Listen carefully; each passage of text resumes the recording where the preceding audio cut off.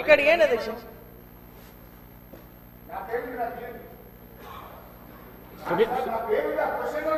ఇస్తానండి, సునీతా లక్ష్మారెడ్డి గారు మాట్లాడని ఇస్తానండి. ఎందుకు ఆవేశంతో ఉన్నారు?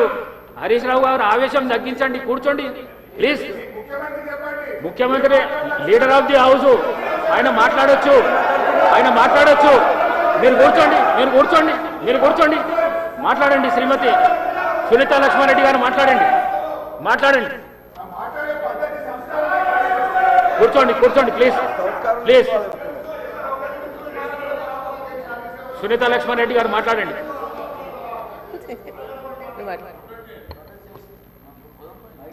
సునీతా లక్ష్మారెడ్డి గారు. అధ్యక్ష, నిజంగా అధ్యక్ష ఈ సభ ఏ విధంగా పోతుందో మీరు చూస్తున్నారు అధ్యక్ష.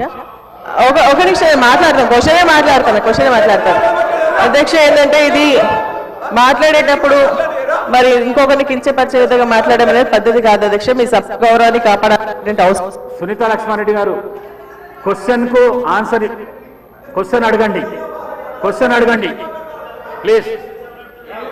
ఇక్కడ హరీష్ రావు గారు ఇచ్చింది అధ్యక్ష, హరీష్ రావు గారితో మాట్లాడియండి. మరి మేము ఇద్దరం క్వశ్చన్ ముగ్గురం ఉన్నాం కదా, ఒకసారి హరీష్ రావు గారికి ఇచ్చేసాను. శ్రీనివాస్ యాదవ్ గారు మాట్లాడండి.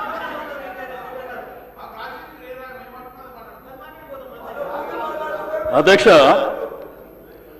నేను గౌరవ లెజిస్లేచర్ అఫేర్ మినిస్టర్ గారు శ్రీధర్ బాబు గారు,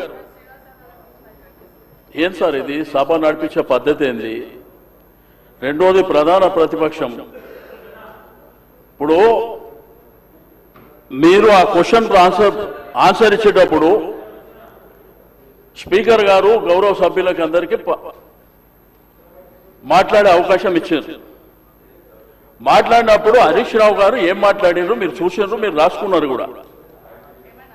మేము పునరుద్ధరణ కార్యక్రమానికి సహకరిస్తాం, కానీ పేదవాళ్ళకు జరిగేటువంటి నష్టం విషయంలో మీరు ఏ పద్ధతిలో చేస్తారు అనేటువంటి అంశం చెప్పారు వారు.